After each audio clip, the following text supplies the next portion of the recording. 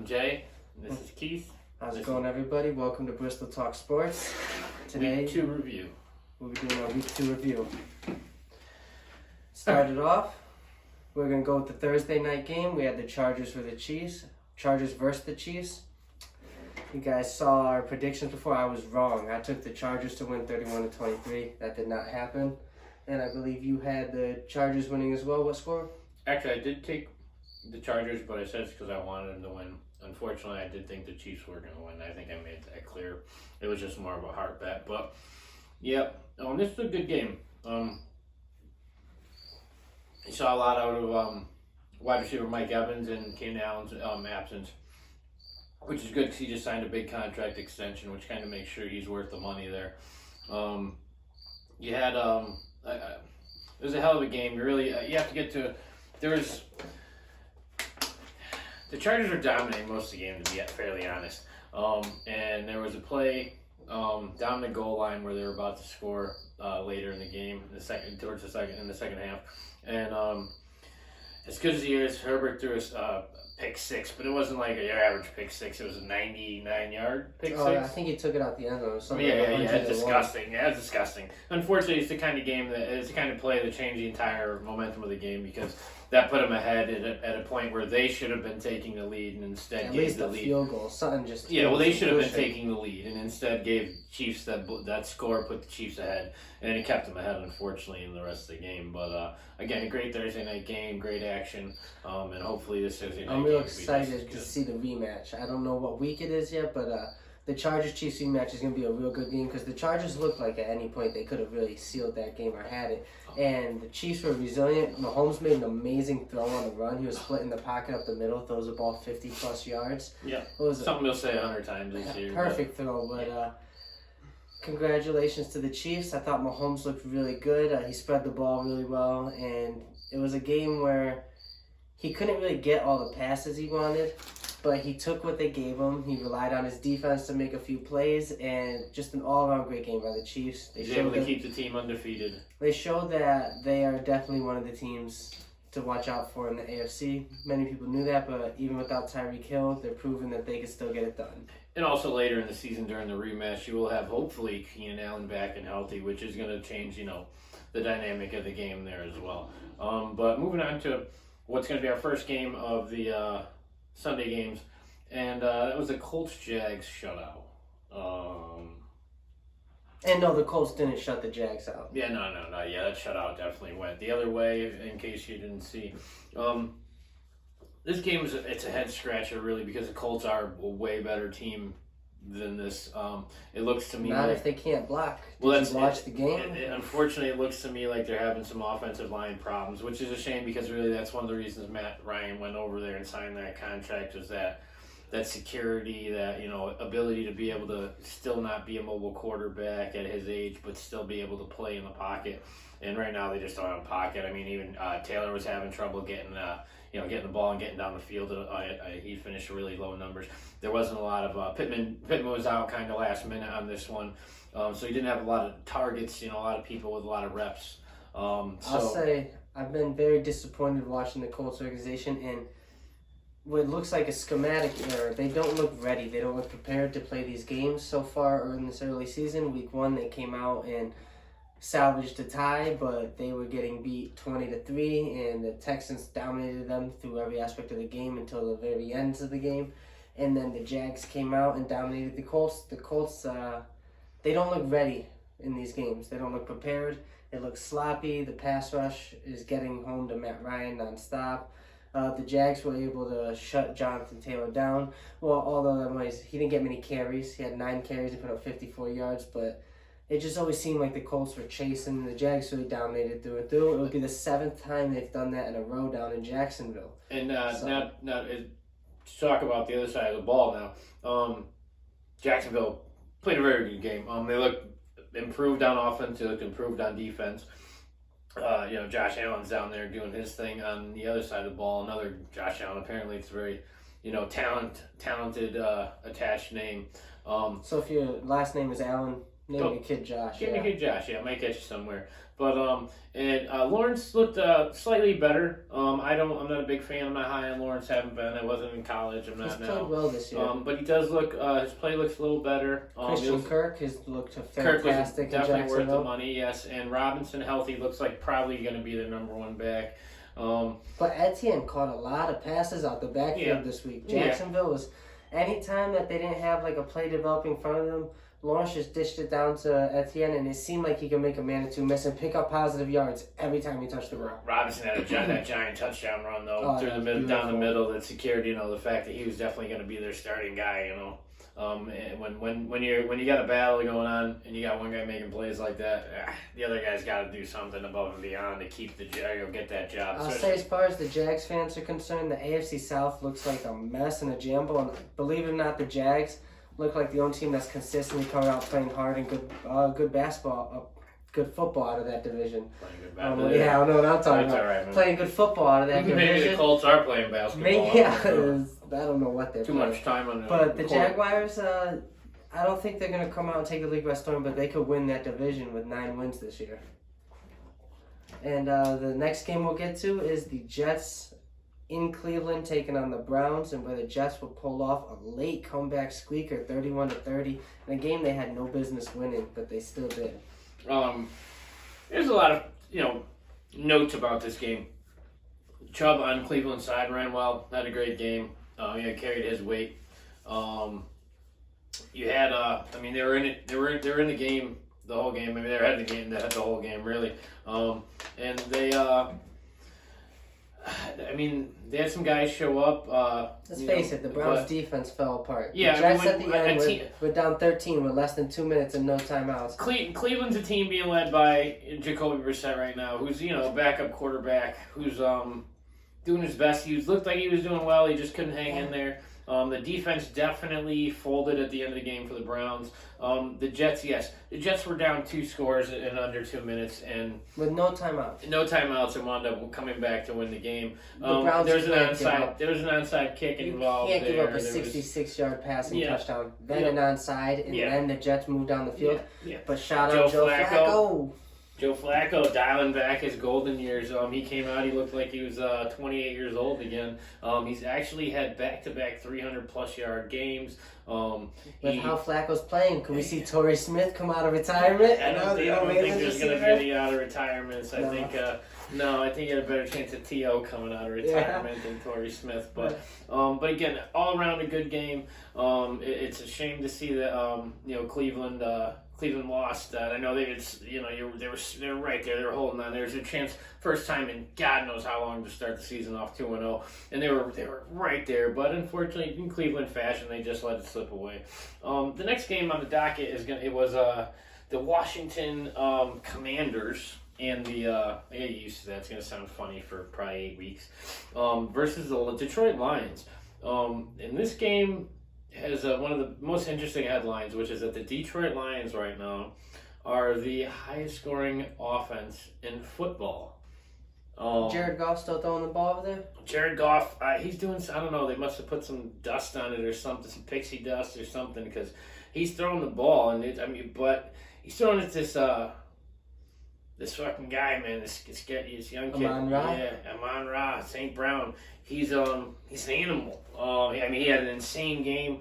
He had a good rookie year last year coming up, and with him really finding, having Swift in the backfield and being able to make him their full-time back, making that commitment to him, he's taking the role a lot more seriously. I like their offense. They showed week 1 against Philly, who just dismantled Minnesota. We'll get to that, but their D-line looked great against Minnesota, but week 1 they ran all over them with Swift, and then week 2 they came out and they were able to win with the pass game. Goff throwing 4 touchdowns, so now they've shown they can run the ball and they've shown they can pass the ball. So their offense, I'm waiting to see if a defense can come in and slow them down. They're showing that they can get at a defense in multiple different ways. Mm-hmm. And I know they haven't played the highest level contender, but at the same time, it's still a good game. And they were going, they're back and forth, but the Lions did seem to pretty much have it in control most of the game. The Commanders, they're going to be a lost team for a little while. On offense and defense, it's going to, Chase Young is still hurt. He's going to be out. That's a big he was such a good rookie last year, and such a talented young defensive star. And until they get him back, their defense is going to have some issues, especially down in the trenches. And those are where the games are won. So you got to get yourself fixed. You got to figure out how to get through until you get these guys back. I don't know if you have anything else to say. If not, keep moving. I could say that based on the early start of the season, Carson Wentz has not looked bad as a Commander. I think he's a good fit over there, and if they could get healthy, the team doesn't look bad. But the Lions are really probably making a shot for the most improved team this year from last year to this year. Next game, we've got the Tampa Bay Buccaneers going down to the Bayou to play the New Orleans Saints, in which they'll take a 20-10 win. In this game, it was a real slow first half, not a lot of offense, and then there was the Mike Evans and Marshawn Lattimore drama, which you don't really talk to Tom Brady like that, I guess. The team will really rally for their quarterback to show how much they defend him. They laid out Marshawn Lattimore. Between him fighting Fournette and Mike Evans, it was just too much, and he got taken out. It was pretty bad. If you haven't seen the play, go look it up. This game was interesting because really the Saints were kind of in control, I hate to say, for a long time. Bucs had 3 points going into the fourth quarter, I believe it was, and it was a real slow go. They, Brady just managed to get it together towards the end. Brady's also out Godwin. He's out Julio Jones, and now he's out Mike Evans. Hopefully Julio comes back this week. Godwin, I'm not sure. Evans is suspended for at least a week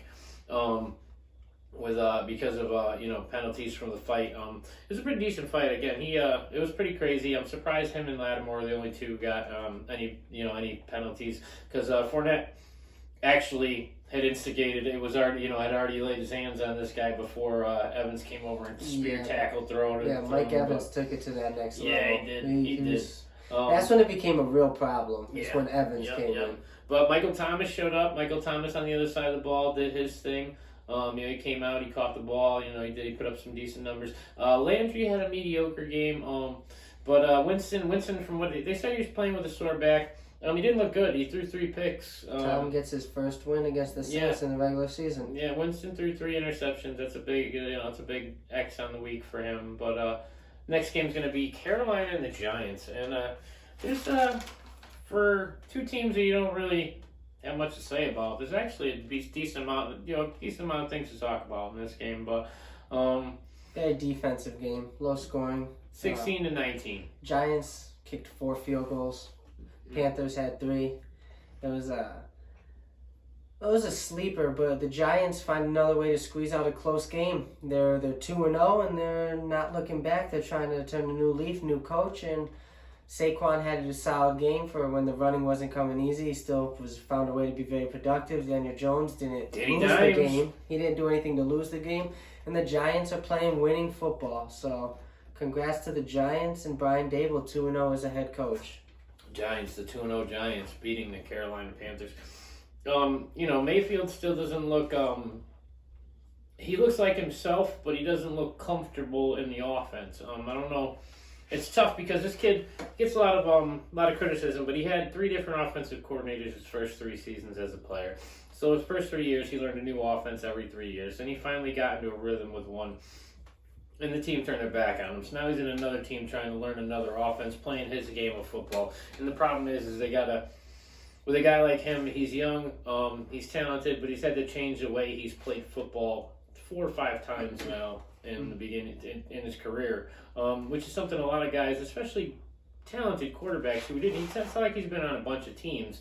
The team isn't able to build the right staff around him. This is only his second team, but again, he's had 4 or 5 different offensive coordinators now.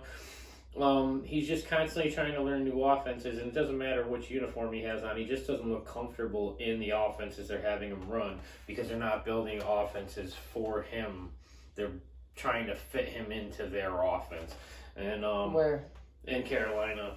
Yeah, you're saying it's a constant problem. He was in Cleveland. They gave him Amari Cooper, Odell Beckham, Nick Chubb, Kareem Hunt. They drafted him first-round tight ends. He won with those guys. The only reason he's not there is because they fucked him over with this whole Deshaun Watson bullshit, and he fell for trade. They didn't give him Cooper. They had Yeah. Jarvis. Yeah, Jarvis was over and there. Odell, but still, But they just got he Cooper won this playoff year. games with them. He won. He got in their first playoff win in decades, bro. But he still never looked convincing of a quarterback. He looked. I don't know, Baker. I I don't know if Baker's the guy. I'm not sold on Baker. That's fine. But either way, Saquon's still healthy.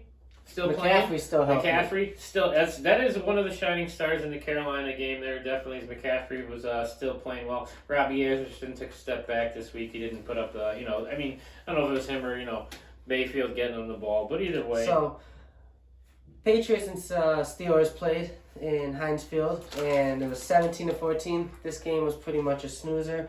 Mac Jones didn't really look too good. Mitchell Trubisky didn't look too good. I can't wait to see Kenny Pickett. I wonder when that's going to start. But we had one really good play. Well, it was Nelson Aguilar, I believe. We had a great touchdown catch. It looked like, I think you said like Randy Moss used to. Aguilar had a great touchdown catch. He went down and ripped it away. But this is one of my interesting stats of the week.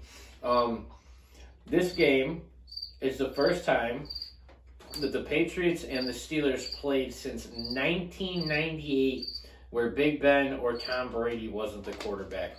Back then, Jerome Bettis was the running back for the Steelers. Drew Bledsoe was the quarterback for the Patriots. Pete Carroll and Bill Cowher were the coaches for the teams. The last time they played without those two Ben quarterbacks? and Brady, 1998. That's Time a ago. long time. Yeah, it was. That's a long time ago. But again, Pats and the Steelers, 17-14. It was kind of you expect more out of the Steelers offense, and I do think it is time to consider Kenny Pickens. Trubisky looks like the same quarterback he's looked like since he's been in the NFL. The kind of guy who probably got drafted to be a backup for his career. I don't understand what they're still doing over there. I know Trubisky wasn't their plan going into the beginning of the season. Obviously, had this terrible tragedy that happened to Dwayne Haskins, and they had to bring in some kind of, they had to start throwing guys in there that, fillers. They had to bring somebody in that they could keep and play and with some kind of experience. And I guess Trubisky was it, but I think it's time to kind of, one more game and he's got to go, Pats versus Steelers, both 1-1. I think they both have a lot of work to do this season to get their teams where they want them. And the next game will be Dolphins versus the Ravens. And this was probably the most exciting game so far this year, and maybe could be the best game of the year. Got last season left, but it was very exciting. Right from the start, first play of the game, opening kickoff, Devin Duvernay takes the kick 103 yards for a touchdown. Yeah, returns the opening kick, and it just never stopped. Followed by two throwing interceptions, Lamar making big plays. And then probably the greatest comeback, or one of the greatest comebacks I've ever seen, the Dolphins put up 28 points in the fourth quarter. You had a game where both the Dolphins receivers were over $160. Waddle and Hill, I don't know what the NFL is going to do about these guys. I don't know, and then Lamar, again, I'm not a huge fan, but he played great. He had statistically one of the best fantasy games ever if you're a fantasy player. Yeah, the guy rushed for over 100. He threw for over 3. I don't know. It is what it is. He played well. He played like Superman. Yeah, he did. He played very well. He almost carried the team. I guess. Rashad Bateman, wide receiver for the Ravens, looks really good. Rashad Bateman early this season has looked amazing. I was wondering where the talent was going to come from after losing Marquise Brown, and Rashad Bateman seems like he'll step in just fine. He's making good catches, and he's got a good connection with Lamar. So the Ravens' offense looks dangerous. I can't believe they lost this game after how well Lamar played. Tua Tags had over 400 yards and 6 touchdowns with 2 picks. Fourth quarter, he hit Tyreek Hill back-to-back drives on deep balls where he just took the top off the defense, and then he hit Jalen Waddle for the game winner, down 3, for Waddle's second touchdown of the day. So that game was back and forth, excitement, a lot of fun, great game to watch. If you want to see a game full of star players and just people doing remarkable things, you're going to want to watch the Dolphins versus the Ravens. They're both going to be dangerous teams this year. I agree. Next game we're going to go with is it it's the Falcons-Rams game, and it's finals 27-31. The game actually was. I'm not upset about. We lost, but it wasn't. We almost beat the the Super Bowl champs. And, the Falcons gave it a good effort. We did, and I mean, it came down to some smart coaching right at the end of the game. McVay actually chose to take a safety, that was run an the ball interesting down. call. He did it. It happened in the Super Bowl. I forgot which one, but they did it at the end of one of the Super Bowls. I think it was the Niners versus the Ravens. Yeah, it might have been that one. Yeah. And they did it to run down the time, take the safety, and do the free kickoff. Yeah, go the free kickoff. That way you don't have to worry about any stupid shit. But it worked out. You don't have to worry about the block punt. The Falcons had just blocked the punt previously on the drive before, so that's one of the reasons they got themselves in the game position. The Rams looked pretty dominant all day. The Falcons made this last gasp effort, and it looked pretty convincing for a while. They had the ball in the red zone. Drake London, good game. Had a good rookie. He scored his first rookie touchdown, his first touchdown of his rookie season. Hopefully there'll be more to come out of him. In the season where not much is expected of Atlanta, they seem to be hanging around at least in these games. They're not being blown out. And the Rams, I think the Rams looked very well through 3 quarters, but they didn't finish. And regardless of the first game being against a tough Bills team, now this game not finishing strong, they're not playing complete football. The Rams need to clean things up if they want to make another run for it in the playoffs again. I do think they should be able to make the playoffs again. They're a very talented roster, but they have a few early season hiccups to get through. It's funny because I was going to say Cooper Kupp had a quiet game, but if his name wasn't Cooper Kupp, his stats would be fine. I think you get so used to him putting up like 150 yards every game that when he does it, you're like, oh, he had a quiet game, but really he played just fine. I think Atlanta. I think we're one of the most interesting winless teams right now. There's a few winless teams that are head scratchers. I think we're probably the one people were expecting us to be worse than we are. The fact that we're 0-2, but we look like we could be a better team is nice. But we'll talk more about that in another segment. Seattle 49ers game. 7-27, 49ers victory. This was a very sad game. We saw another rain game. We saw. Did it start raining that game? Yeah, it was raining by the end of the third quarter. So Trey Lance went down for the season with a nasty ankle injury. I heard he fractured it in 2 different places. It's unfortunate for him. He was supposed to be the year he get to debut himself, really. I mean, he played a few games his rookie season, but this was supposed to be his year. It's unfortunate we won't get to see what he could put out there. But the only memory I'm going to have from the game was the first possession Garoppolo went in. He had the biggest smile on his face, almost like one of those, you're not supposed to smile right now. Put it away, don't smile, but then you just got this little grin you can't help but get off your face. And it felt like he got the keys to his car back. He couldn't help but be happy. So I think the Niners should be very comfortable with Garoppolo back at the helm. All right, so there's a few things to talk about in this game. This is one of those games where there's definitely quite a few things we could chat about. One, again, huge injury, Trey Lance. But I think probably the best call that Shanahan's made over there so far this year was making sure that they kept Jimmy G in the garage because it's paid off. I mean, you have your starting quarterback back, on a failed experiment. You get to walk away from Lance for a year, let him get healthy again, and give him another try. On the other side of the ball, you also saw Seattle. Gino looked, he had an okay game. He didn't look as good as he did week 1. But those receivers over there in Seattle are insane. Metcalf made a disgusting catch, and they called it back on a penalty, which I actually had, disgusting catch. The catch was so good, and the penalty was so, ticky-tacky. Take this disgusting play away from him. Yeah, Metcalf. You can see Metcalf's body energy as he had to walk back to the line of scrimmage. It was such an amazing catch. And then, Lockett's Lockett's one of the... He's a rock, dude. He's one of those guys I can't understand how people don't... Every year it seems like people just forget to talk about him, and he's very consistent. He's that guy who's every year putting up numbers. He may not be a top 5 receiver every year, but by the end of that 10 list, he's there. His numbers put you... he's a guy. It's good to have both of those guys to throw the damn ball to. That's for sure. So right here, my big question has to be, if Garoppolo can have any real success with the Niners again this year, push playoffs and pressure teams in the playoffs like he has in the past, win some playoff games, where are the Niners now? I know I might be jumping a little bit early on, but I think the Niners you can't let a guy go who consistently wins. If he does it again, you gotta hold on. Well, here's the Niners also. They lost their starting running back out half the year. They lost their starting quarterback out for the year. I mean, really, you got to make sure you keep your. Yeah, Kittles is out. You know, Kittles is not. He'll be back though. Kittles is gone. So now you're down those 3 injuries. You got to keep your wide receivers healthy. You have to try to find out how you're going to establish a running game and not make it Deebo Samuel. The guy can't be holding the ball 80% of the time and still be healthy. You can't put your only. This is gonna be your huge. Only chip. This is gonna be huge for Brandon Ayuk because Garoppolo's gonna get in there. He had that opportunity last year to step up and he didn't. Him and Ayuk have been in the playoffs. He was hitting Ayuk regularly. Yeah, I think Garoppolo and Ayuk are starting to get a good connection going. I don't know. I saw Ayuk drop a couple passes, but I think you still have your defense, and your defense is healthy. Bosa's still there. Bosa's still healthy.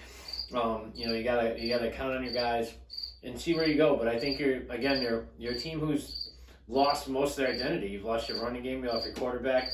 You've lost your tight end, which is probably your number one receiver.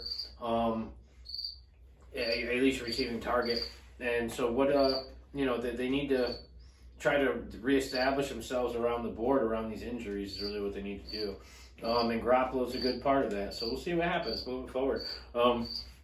Here's a shocker. Cincinnati Bengals and the Dallas Cowboys. 17-20. Cowboys take the victory.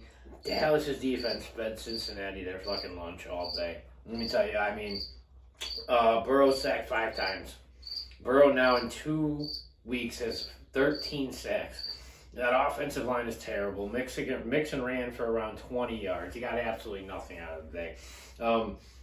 If they can't keep him protected and upright properly, Cincinnati can't win 5 games playing the way they're playing. It doesn't matter if they have Chase, if they have. It doesn't matter who's on the offensive side of the ball. Chubb, not Chubb, Mixon. All these guys, I'm just so frustrated with it. It's hard to think straight. On the other side, Dallas Cowboys came out with a backup quarterback and took care of these guys. They did their job. They came out. Dallas fans everywhere, I want to admit I was wrong. I said it was time to hit the panic button with Dak going down. But Cooper Rush looks serviceable, and your defense looks phenomenal. You held Tom Brady to very low scoring week 1, and you followed it up, and you shut down Joe Burrow for most of this game. He only put up 17. The defense was really why they were in control and had a shot here. Dallas always looked like the better team this game. And if you guys can, if the Dallas Cowboys can win half their games while Dak's gone, he's only gone for 4 to 6 weeks. I think he moved it 6 to 8, but we'll see. I think Jerry Jones has his 4-week wishful thinking mark in his head. Still, if Dak can come back in 4 to 6 weeks with a 500 record, and that defense is playing like this with Dak on the field, Cowboys can still be a very legitimate, very scary team. They can still fight for the East. Also, I get kind of frustrated because you have a running back in Elliott he's an amazing talent. And I think if you're not going to use him properly, which you're not, they're starting Pollard. I think Pollard got more touches than Elliott in this game at running back, and I think it's crazy because Pollard's not anywhere near the caliber, but in the offensive scheme that they play, he's more efficient, so they use him. Congratulations, Cowboys. Joe Burrow and the Bengals. You got to get that O-line figured out. Joe Burrow and the Bengals. You have a ton of talent. Got to be able to get the ball to your talent. Let's get this blocking shored up. 0-2. After that, we've got the Texans traveling to Denver to take on the Broncos in a 9-16 loss. Russell Wilson gets his first win as a Bronco. And lost everything. But they didn't look very impressive. Broncos suffered a lot of injuries. And once again, he's struggling in goal-to-go and red zone situations. Denver's not finishing drives with touchdowns. They're getting field goals. I agree. There's a lot to lose in this game. Unfortunately, Russell Wilson, to get his first win, they gave up his almost entire receiving corps. I mean, again, before this game had even happened, you lost Tim Patrick, in the preseason, and now you lost Jerry Jeudy, and you lost Sutton. And you're looking at I mean, I know they said they're not serious injuries, so we're not looking at long-term losses. But he has nobody to throw the ball to over there, and he doesn't look very well. He doesn't look like the Russell that we know. And on the other side, the Texans. Hey, congratulations to the Texans. I know you all haven't won a game this year, but you guys came out as a team with no expectations. Everyone said it's over for you guys pretty much before the season started, and you're playing hard football. You're going out there, and you're making other teams earn victories, and it looks impressive. Like, the Texans were right in this game up until the very end when they weren't. But it was a very close game. They even held a few leads in this game. So, the Texans, you're playing a lot better than everyone expected. After that, we got the Cardinals versus the Raiders, in which the Raiders were winning for most of this game and fell apart. The Cardinals take a 29-23 victory.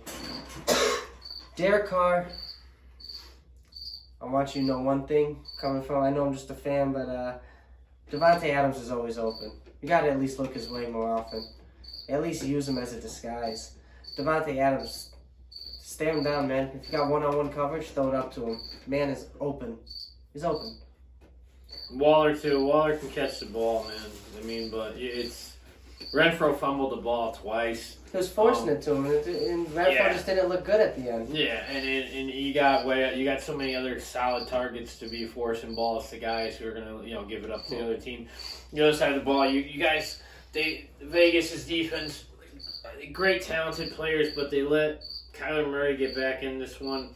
It drives me crazy. Kyler Murray made one of the most outstanding plays I've seen him on. Did you see the play where he ran around for about 80 yards? I did. He only went forward 15. Yeah, it was from the 2-yard line. He ran back to the 30, circled around a few times. Yeah, it was ridiculous. It looked like something from Madden 03 with Mike Vick. But yeah, I mean, Murray was able to, with the weapons that they had around him. I mean, Connor didn't really have that impressive of a game. He wasn't running very strong, but they were able to pull it out. They were able to push overtime and get the plays that mattered.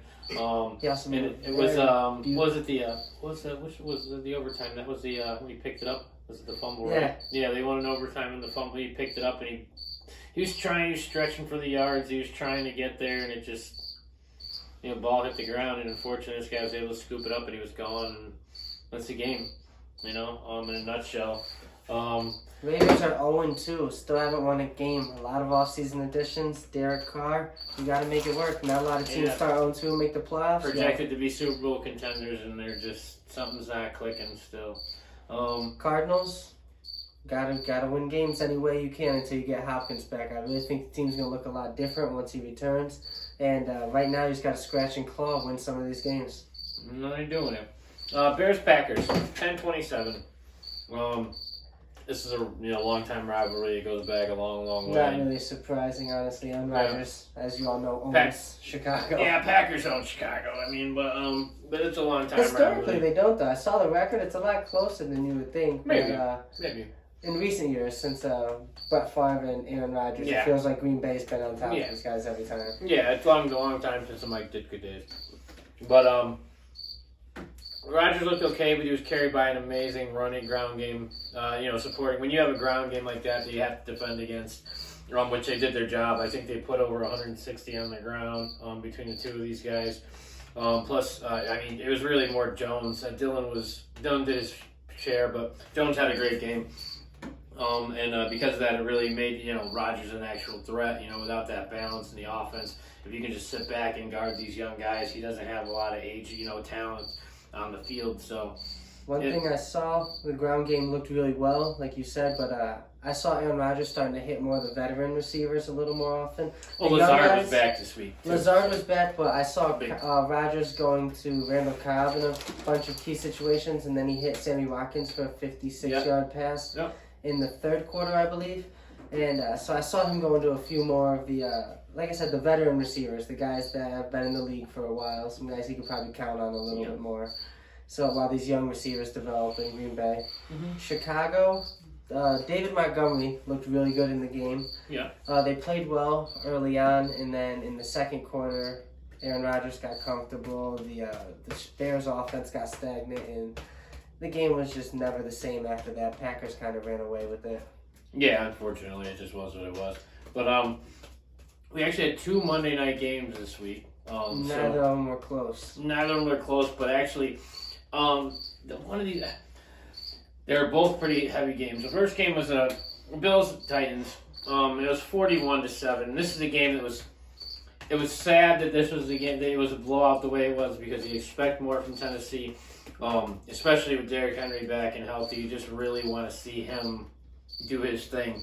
But Buffalo, I think Buffalo. I said it earlier. I said it to Keith a few times. You heard me. I think Buffalo is the most Super Bowl ready team right now in the NFL.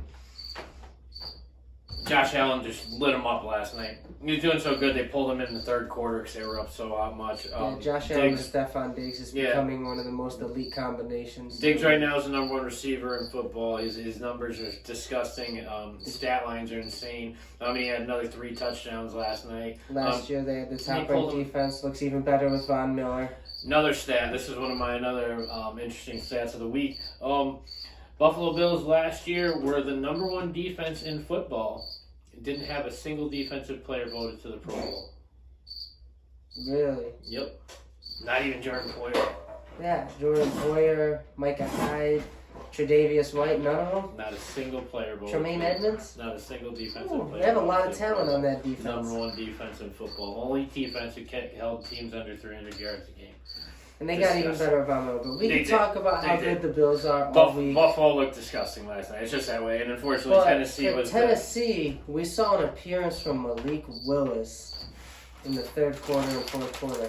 Do you think that is anything to alarm Ryan Tannehill? Do you think his job is in jeopardy? Do you think the Titans are I think they didn't want to take a chance. Future? I think that the hits that Tannehill was taking and him being their starting quarterback with a game that far out of reach, you put the young guy in just to see you give him a little bit of game time. You keep Tannehill safe in a game you can't win, so there's no reason to get the injury. But Tennessee plus loses. Buffalo had already put in. I think if Tennessee loses a few more games and starts the season real slow, we might see him move. Malik Willis roster change, make him the starter. Buffalo. Josh Allen was pulled at the end of the third quarter, and Chase Daniels, I think it is. Was their backup? No. Trust me. No, Case Keenum. Trust me, it's a much different benching when you benched because you carried your team to a huge victory than when you're down 41-7. Buffalo's defense, 5 turnovers. They had a couple touchdowns. The other Monday night game was we had Minnesota at 8:30 traveled to Philadelphia. Tough place to play football, and it wasn't pretty for them. The Eagles won 24-7. That D-line that was all over Rodgers got nowhere near Jalen Hurts. Jalen Hurts was dancing in the pocket all night. Had them guessing between HB dives, HB draws, and quarterback scrambles to the outside. He spread the ball to about 5 different receivers that had over 50 receiving yards for the Eagles. The Eagles routed the Vikings. They dominated, and Kirk Cousins looked confused all game. He was making slow reads. Darius Slay, you were telling me, was all over Justin Jefferson. All over, shut Jefferson down the whole game. Finished with 2 picks. Should have had 3. One on back-to-back plays. It was. I don't understand. It's silly, but it was one of these games where the Eagles scored early. They made it clear they were there to play. And they did just that. A.J. Brown had a solid game. I think put up 69 yards. It was or something like that. But he had a couple catches. He did spread the ball around really well. Goddard was their leading receiver. Tight end, he had 86, I think it was, something like that. But yeah, they got a lot of guys, different guys catching balls. The running game, was solid. Sanders looks just fine catching and running. He's a guy they can definitely count on. And obviously have Hurts as their, backup running back / quarterback. And he did a good job getting the ball out. Minnesota just didn't look good. Cook finished with, I think, less than 10 yards on the ground. They shut him down completely. Jefferson didn't have, the Eagles defense. I don't want to say where they come from, but to be able to shut down a team like this, it's definitely pretty huge, pretty big win. There's been a lot of hype and excitement on the Eagles this offseason that they're going to take the NFC East, and they seem to back it up so far. The win puts the Eagles at at one of the 6 undefeated teams this year. And it's funny because last year the Eagles had that 7th spot, that extra spot in the playoffs. They managed to sneak in there, and people are kind of like, "Oh, what the hell is this team doing here?" And I think this year might be the year they let people know, that maybe they'll earn why they were there, because maybe they weren't firing on all cylinders at 17 games last year, but it looks like they'll be doing it all 17 games this year, and you're probably going to see more than 9 wins out of this team if they keep going. It depends on a lot of key players. Miles Sanders is a very key player for them, and he's had an injury bug early in his career. Yeah, we have Boston Scott back there if you need to. But now they have A.J. Brown over there in the receiving court. Devontae Smith is a few years in now. Eagles have a lot to be excited about. Yeah, and Kirk Cousins got, he just didn't look, he looked, like you're saying, confused in the offense. I think the stat I read was in 10 Monday night games, he's 2-8. Yeah, it's he's a game manager. Not a lot of quarterbacks get the opportunity to lose 10 Monday night games. That's an interesting stat that he holds the record to, because not many quarterbacks would be starting quarterbacks when they lose that many Monday nights. Yeah, but it doesn't show up in prime time. Well, but they're also in a division where they get a lot of primetime games just because they're in Green Bay's division. Green Bay gets a lot of primetime games, so they get it. But thank you for tuning in for our Week 2 review. Catch us Sunday morning for our Sunday preview. Have a good day. Killing it. What?